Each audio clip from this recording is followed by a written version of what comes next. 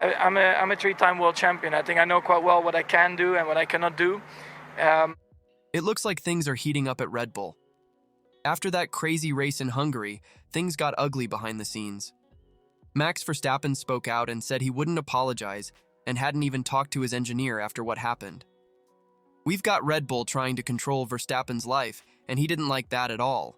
And Perez is telling everyone that everything is fine while Marco and Horner are playing word games about his future with the team. But hold on, we're going to break it all down for you. So get ready, buckle up, and don't forget to subscribe to the channel so you don't miss any details of this F1 season. Let's start with Max Verstappen, the driver who doesn't hold back. After that race in Hungary, which was more intense than a championship final, Max let loose on the team radio. And it wasn't just a, wow, what a mistake moment. The guy criticized the entire team and even said he could do things on his own. But what really caught everyone's attention was his reaction afterward. When everyone expected an apology, what did we hear? I'm not going to apologize. That's right, folks. Max is playing it straight and doesn't care what others think. He said the team knows how he is, that he's always been like this, and he's not going to change. According to Max, this bluntness is what makes Red Bull so strong. Really? Or is success getting to our champion's head? The fact is, Max is treating Red Bull like it's his own backyard. And, let's be honest, with the performance he's been showing, who would dare say anything to him? The guy is a three-time champion, even if he doesn't always act like one. But guys, it doesn't stop there. Believe it or not, Red Bull tried to ban Max from playing simulators late at night. Yeah, it seems like our champion's late-night gaming sessions didn't sit well with the bosses. Helmut Marko even said that Max wouldn't be allowed to use simulators so late anymore. But here's the thing. Did anyone tell Marko that Max is an adult? Because Verstappen's response was basically, "Who are you to tell me what to do?" He made it very clear that Red Bull doesn't control his personal life and that he will continue playing his simulators whenever he wants. Max argued that this doesn't affect his performance on the track. He even said, "It's always if you don't win the race. They'll always say you're up until 3 a.m., you're a kilo overweight. There's always something to invent and discuss when you're not winning races."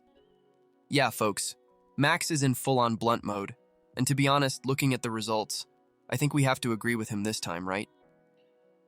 Despite what happened in the last race, this whole story raises an interesting question. How much control should a team have over a driver's personal life? Is Red Bull overreacting, or do they have a point in being concerned? Now let's take a look at the other side of the Red Bull garage, where we have Sergio Perez. The Mexican is in a situation that's the opposite of Max. While one can't be controlled, the other is almost begging not to lose control. Even with inconsistent performance, Checo is more confident than ever. He keeps insisting that he'll stay at Red Bull, even though everyone is saying his spot is at risk. The guy started 16th in Hungary, finished 7th, and is talking as if he won the race. Sure, it was a good recovery, but let's be honest, Checo. When you're driving a Red Bull, finishing 7th is almost like arriving on a bicycle in an F1 race. But the most incredible thing is how Checo is ignoring the statements from Marko and Horner. It's like he has the radio on mute whenever they talk about his future with the team. Does Checo know something we don't? Or is he living in a parallel world where being 100 points behind your teammate is considered good performance?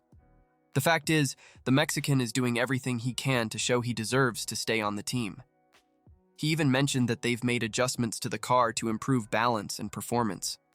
But will that be enough? We can't deny that Checo is a talented driver. After all, not just anyone can get a seat at Red Bull. But in F1, talent alone doesn't win races. And speaking of consistency, you know who urgently needs it? Red Bull itself, especially when it comes to Perez's future.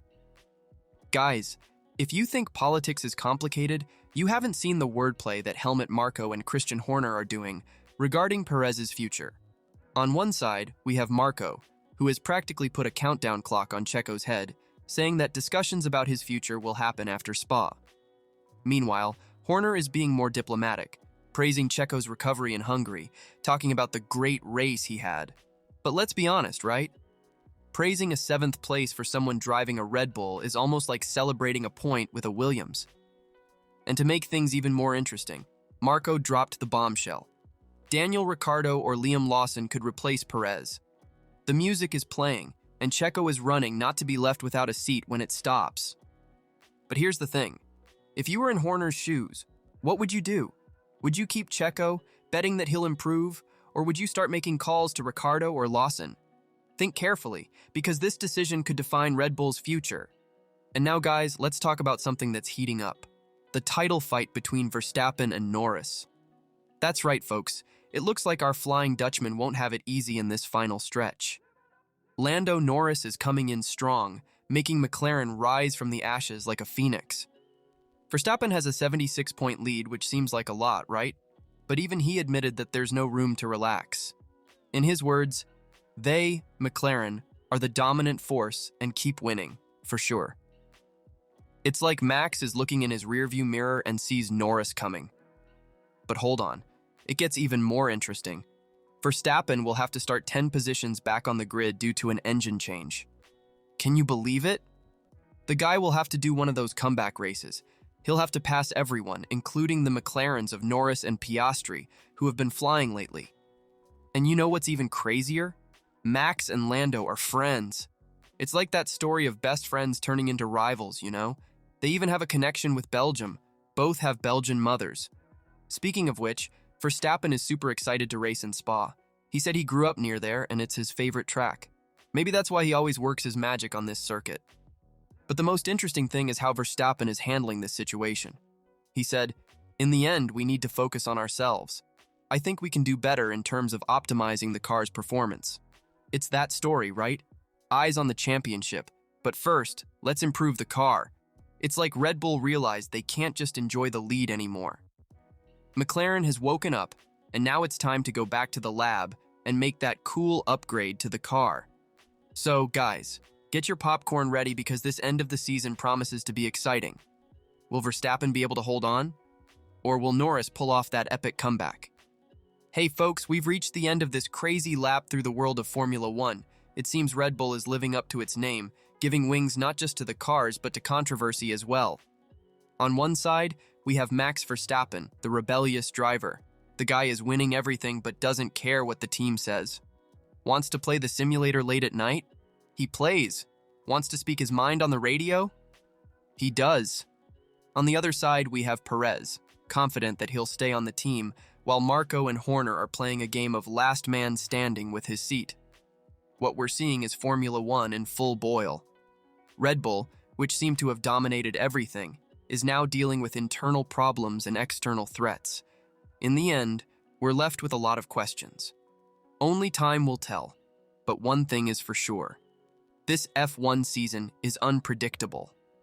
Don't forget to leave a like, subscribe to the channel, and hit the notification bell so you don't miss any episodes. See you next time, folks.